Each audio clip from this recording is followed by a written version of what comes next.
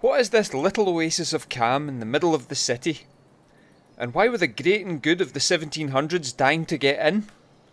Find out now on Astonishing Glasgow.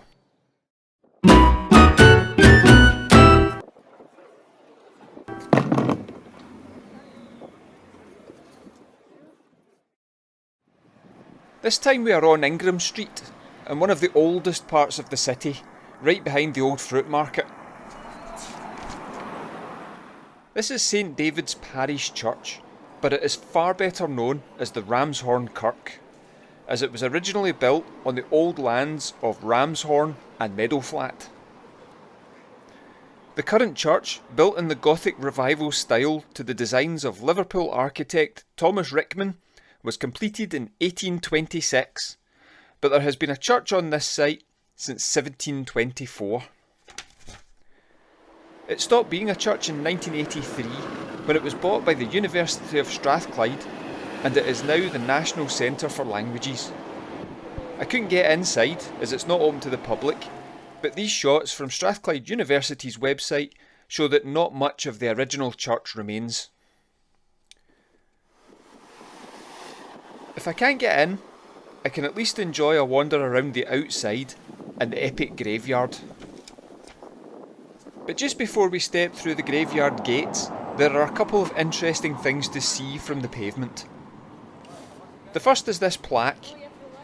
This is a memorial to Sir John Macdonald, the first Prime Minister of Canada, who was born in the Ramshorn parish, so he would have worshipped in this very church. The second thing to look out for is one of Ramshorn Kirk's more famous features. What is now the pavement of Ingram Street was originally the oldest section of the Ramshorn Kirk graveyard. When Ingram Street was widened, most of the graves were moved, but one remained. This is the final resting place of Robert and Andrew Fowlis. These brothers were Glasgow's leading booksellers in the mid-1700s and soon moved into publishing. With their money they founded an Academy of Fine Arts in 1753 with financial help from tobacco lord John Glassford. He'll pop up later. It was the first of its kind in Scotland, but it was to prove a financial failure, and ultimately it helped cause the brothers' bankruptcy.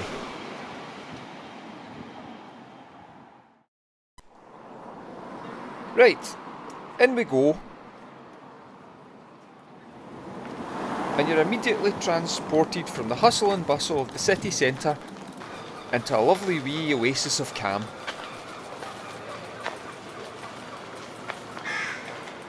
Surrounded on three sides by office blocks and student accommodation, it really does keep the noise out. And the whole time I was there, I only saw 10 other people. 2 of whom were security guards, who were no doubt wondering what I was up to. I felt quite safe wandering about, but if you do go for a wander, please be safe. Sadly, it's the 21st century, and very occasionally, the 1% club are out and about, spoiling it for everybody. It was also great that I got talking to 3 friendly tourists who were here all the way from the USA. I was able to answer their questions about why some of the graves have cages built over them.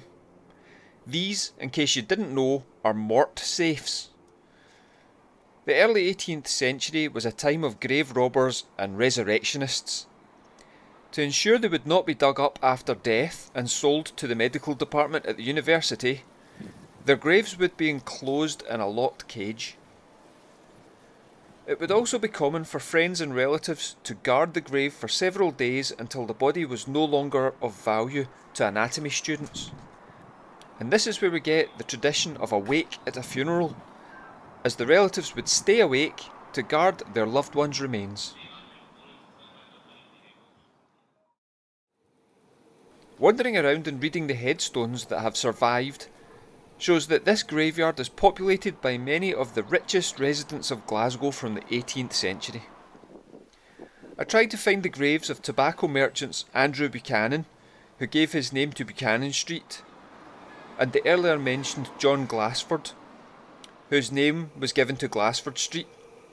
you can kind of see a pattern here, but sadly I couldn't locate them.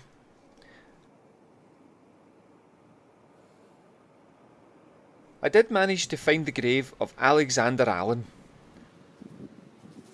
The story of his pen can be found in another of my videos, and I will post the link to that one at the end of this one.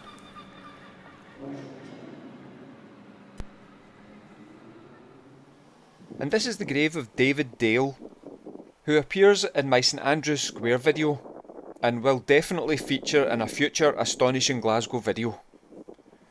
To make sure you don't miss that video, remember to click that subscribe button, and while you're at it, please click the thumbs up button to show your support for my channel. Thank you very much.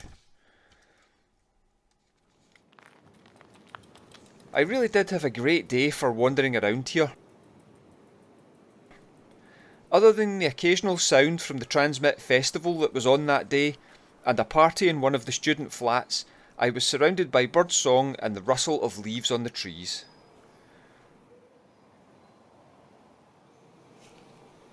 Before leaving, I have one more astonishing tale to tell from this cemetery. Just inside the gate is plot number 32. It's marked at the top of the wall. If you follow it down, there's a large stone by the path and you can almost make out the name Fleming.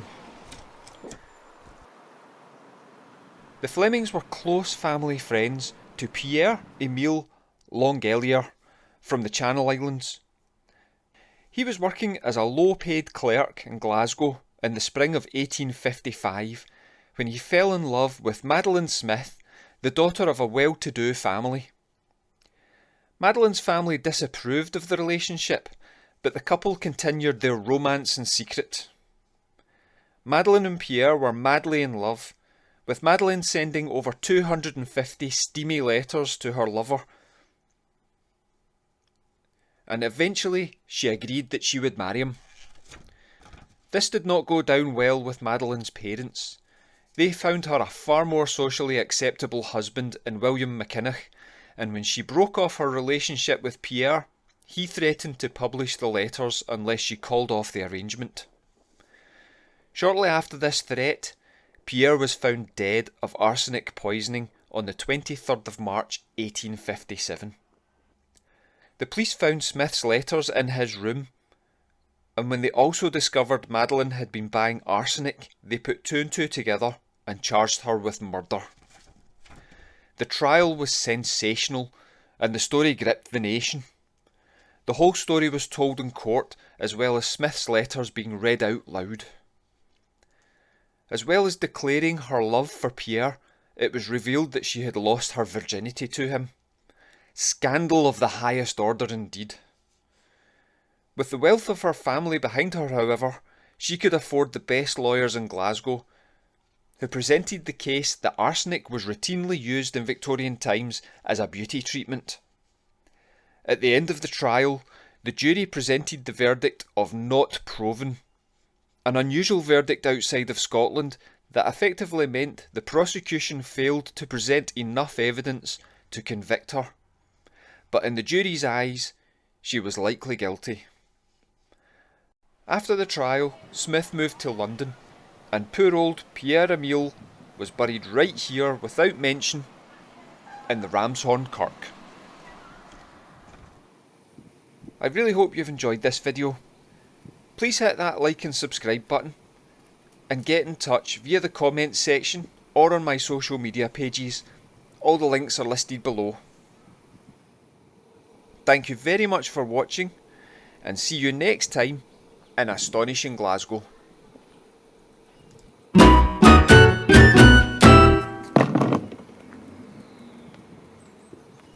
Whew, sunny day like this calls for a double nugget out the cafe.